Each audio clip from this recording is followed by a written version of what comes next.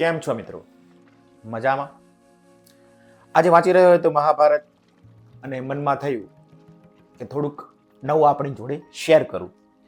તો મિત્રો વાંચતા વાંચતા તમે બોર્ડ ઉપર જોઈ રહ્યા છો દર્ભ, દાભ, દુર્વા.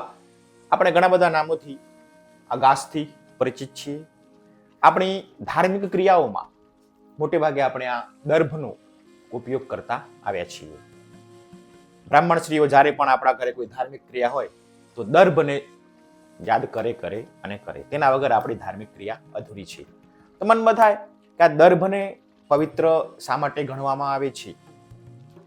તો તેનો અભ્યાસ કરતા કરતા મહાભારતનું પુસ્તક હાથમાં હતું ને મુદ્દો આવ્યો તો લાવો મેં કીધું આપણી જોડે શેર કરીએ.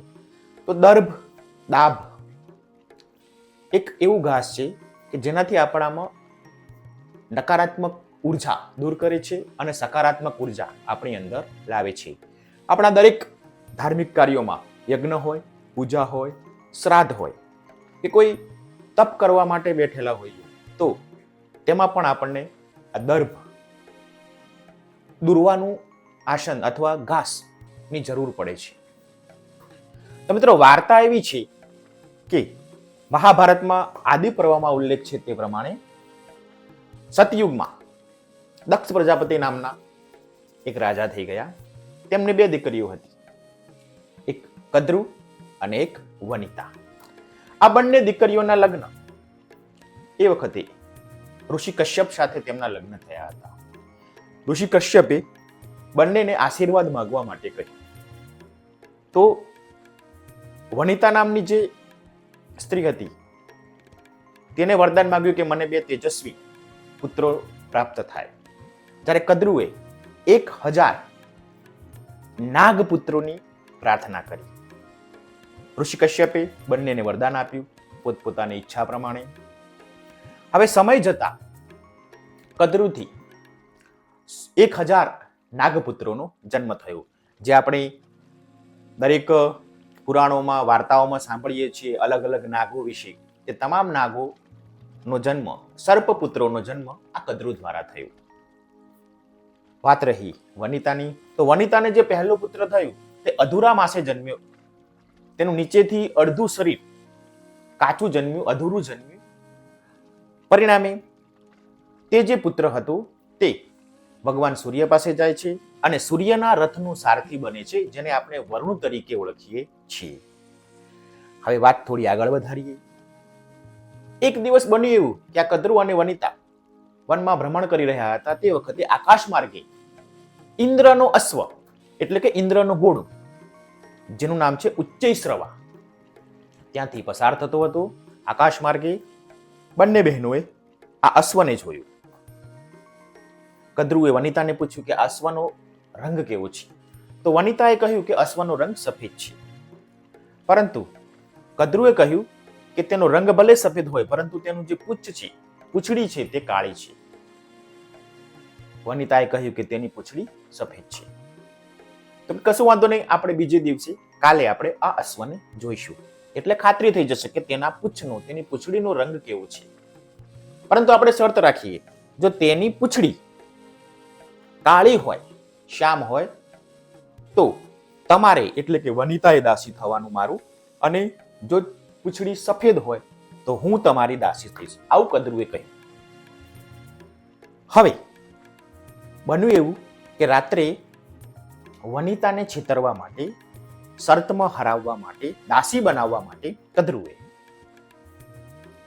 એક ચાલ રમી અને પોતાના જે સર્પપુત્રો હતા તેને કહ્યું કે બીજે દિવસે સવારે જ્યારે ઇન્દ્રના રથનો ઘોડો એટલે કે ઉચ્ચૈશ્રવા ઘોડો જ્યારે આકાશ માર્ગે પસાર થાય ત્યારે તમારે તેના પૂંછડામાં કાળા શ્યામ વાળ બનીને ચોંટી જવાનું છે, અને જો નહીં માનો તો હું તમને શ્રાપ આપીશ. શાપના ડરે તમામ જે સર્પપુત્રો હતા કદ્રુના તે બીજે દિવસે અશ્વના પૂંછડીમાં કાળા વાળ બનીને ગોઠવાઈ ગયા, એટલે પૂંછડું થઈ ગયું શ્યામ, કાળું. આકાશ માર્ગે જ્યારે ઘોડો પસાર થયું, પૂંછડું જોયું તો કાળું. તો હવે વનિતાને દાસી બનવાનો વારો આવ્યો અને વનિતાએ દાસીત્વ સ્વીકાર્યું. આ દરમિયાન વનિતાને બીજો પુત્ર થયો, જે ગરુડ સ્વરૂપે જન્મ લીધો. ગરુડ ખૂબ શક્તિશાળી હતું, બુદ્ધિશાળી હતું. હવે એક દિવસ બન્યું એવું કે કદ્રુએ વનિતાને કહ્યું કે મારે અને મારા પુત્રોને સુંદર રમણીય દરિયા કિનારો જોવો છે, અલગ અલગ દ્વીપ ટાપુઓ જોવા છે. તો તું મને તારી પીઠ ઉપર બેસાડ અને મારા પુત્રોને તારા પુત્ર ગરુડના પાંખ ઉપર બેસાડી અને અમને વિહાર કરવા લઈ જાઓ, એટલે ફરવા લઈ જાઓ. દાસીત્વ સ્વીકાર્યું હતું, એટલે કદ્રુની વાત તો માનવી જ પડી. વનિતાએ કદ્રુને પોતાની પીઠ ઉપર બેસાડી અને તેનો પુત્ર જે હતો ગરુડ, તેને સાપોને પોતાની પાંખ ઉપર બેસાડી અને વિહાર કરવા લઈ ગયા. ત્યાં રમણીય દરિયા કિનારો જોયું, અલગ અલગ ટાપુઓ જોયા. પછી પાછું કદ્રુએ કહ્યું કે મારે હજી બીજા ઘણા બધા ટાપુઓ જોવા છે, તમે અમને ભ્રમણ કરવા માટે લઈ જાઓ. ત્યારે ગરુડથી ના રહેવાયું અને ગરુડે કહ્યું કે હે માતા, તમે મારી માતાને, તે પણ તેની માતા જ થાય ને કદ્રુ પણ, મારી માતાને દાસીત્વમાંથી મુક્ત કરવા માટે મારે શું કામ કરવું પડશે? ત્યારે કદ્રુએ કહ્યું કે જા સ્વર્ગલોકમાં જઈ અને અમૃત લઈ આવ. અમૃત લઈ આવીશ એટલે હું તારી માતાને આ દાસીપણામાંથી મુક્ત કરી દઈશ. ગરુડે આ વાત માન્ય રાખી અને ગરુડ તો ઉપડ્યો લેવા માટે અમૃત. સ્વર્ગમાં પહોંચ્યો. જેવો સ્વર્ગમાં પહોંચ્યો, એ સ્વર્ગમાં જ્યાં અમૃત રાખ્યું હતું જે કળશનું, તેનું રક્ષણ દેવો કરી રહ્યા હતા. માતાને દાસીત્વમાંથી મુક્ત કરાવવાની હતી, એટલા માટે ગરુડે તો પાંખો માંડી વીજવા અને દેવતાઓને તહેસ નહેસ કરી નાખ્યા. જે રૂમમાં, જે ખંડમાં આ કળશ મૂક્યો હતો, તેનું રક્ષણ બે સર્પો કરી રહ્યા હતા. એટલા માટે જો ગરુડ એ ખંડમાં દાખલ થયો, તેને જોરથી પાંખો વીજી, ધૂળ ઉડી અને સાપ થઈ ગયા અંધ. તેની આંખોમાં રેત પડી, ધૂળ પડી અને ગરુડે તે સાપોને પણ મારી નાખ્યા. અને પેલો કળશ લઈ અને આકાશ માર્ગે પાછા પોતાની માતા અને જ્યાં કદ્રુ અને તેના સર્પપુત્રો હતા ત્યાં પાછો આવી રહ્યો હતો. રસ્તામાં તેને ભગવાન વિષ્ણુ એ દર્શન આપ્યા અને ભગવાન વિષ્ણુ તેની શક્તિ જોઈ, તેનું માતા પ્રત્યેનું સમર્પણ જોઈ ખુશ થયા અને વરદાન માંગવા કહ્યું. ત્યારે ગરુડે કહ્યું કે હે ભગવાન વિષ્ણુ, હું ક્યારેય ના મરું, એટલે કે અજરામર બની જાઉં તેવું મને વરદાન આપો, અને જોડે જોડે હું તમારા ધ્વજ ઉપર વિરાજમાન થાઉં તેવા તમે આશીર્વાદ. તો ભગવાન વિષ્ણુ તેને આશીર્વાદ આપ્યા કે તું ક્યારેય નહીં મર, એટલે કે અજરા અમર બની જઈશ અને હવેથી તું મારું વાહન બનીશ. ત્યારથી ભગવાન વિષ્ણુનું વાહન છે ગરુડ. હજી વાર્તાને થોડી આગળ લઈ જઈએ. ત્યારબાદ થોડું આગળ જતા ઇન્દ્રને ખબર પડી કે ભાઈ આપણું અમૃત તો ગરુડ લઈને ચાલ્યું ગયું છે. ઇન્દ્રએ પહોંચ્યો ગરુડ જોડે અને ગરુડ ઉપર વજ્રથી પ્રહાર કર્યો, પરંતુ વિષ્ણુ ભગવાનના આશીર્વાદથી અજરામર હતું, તેનું મૃત્યુ થવાનું નહોતું. એટલે ગરુડને તેના વજ્રના પ્રહારથી કોઈ અસર થઈ નહીં. પરંતુ ગરુડ બુદ્ધિશાળી હતું.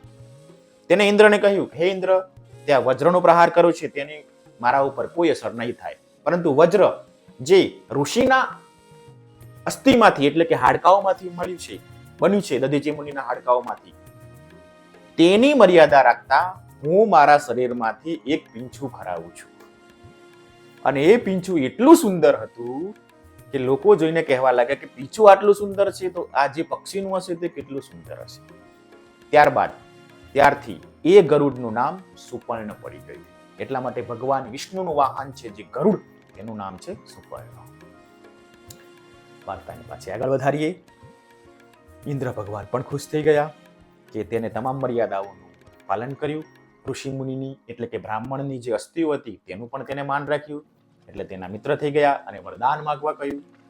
ત્યારે ગરુડે કહ્યું કે હે ઇન્દ્ર, તમે મને એવું આશીર્વાદ આપો, એવું વરદાન આપો કે મારું ભોજન આ સર્પો બને. ત્યારથી ગરુડનું ભોજન છે સર્પો. ભગવાનના આશીર્વાદ મેળવી અને ગરુડ પાછું અમૃત લઈને પહોંચી રહ્યું છે કદ્રુ અને પેલા 1,000 સર્પપુત્રો જોડે. ગરુડ ત્યાં પહોંચ્યું. પાછળ ઇન્દ્ર ભગવાન આવી રહ્યા છે. ગરુડે એ કળશ, દર્ભ, આપણે જેની વાત કરી રહ્યા છીએ તે દર્ભ એટલે કે દાભ ઉપર તે કળશ મૂક્યો. અમૃત આવેલું જોઈ કદ્રુ અને તેના સર્પપુત્રો ખુશ થઈ ગયા. તરત જ કદ્રુએ પેલી વનિતાને, પોતાની બહેનને દાસીપણામાંથી મુક્ત કરી દીધી. જેવા પેલા સર્પપુત્રો અને કદ્રુ અમૃત પીવા માટે આવ્યા, તરત જ ગરુડે કહ્યું કે તમે પહેલા સ્નાન કરી આવો, ત્યારબાદ આ અમૃતને ગ્રહણ કરજો. શુદ્ધ થવું જરૂરી છે. સર્પો અને કદ્રુ ખુશ થતા નદીમાં સ્નાન કરવા ગયા. એ દરમિયાન ઇન્દ્રએ આવીને કળશ લઈને પાછા સ્વર્ગમાં જતા રહ્યા. સ્નાન કરીને પાછા આવેલા કદ્રુ અને સર્પપુત્રોને અમૃત મળ્યું નહીં અને દુઃખી થવા લાગ્યા. સર્પોએ જે દર્ભ ઉપર, જે દાભના ઘાસ ઉપર પેલો અમૃત કળશ મૂક્યો હતો તેને ચાટવા લાગ્યા. એ ચાટવાના કારણે, પેલા ઘાસની ધારને કારણે તેમના જીભ કપાઈ ગઈ અને એટલા માટે સાપની જીહવા એટલે કે જીભ, બે આગળની ચાંચ એની કેવી હોય છે? બે ચાંચ હોય છે. કારણ કે બે જીભ હોય તેવું લાગે છે, પરંતુ પુરાણોમાં આવો ઉલ્લેખ છે. તેના કારણે સાપની જીભ આપણને આગળથી બે દેખાય છે. દ્વિજીહવા આપણે તેને કહીએ છીએ. તો મિત્રો, આ રીતે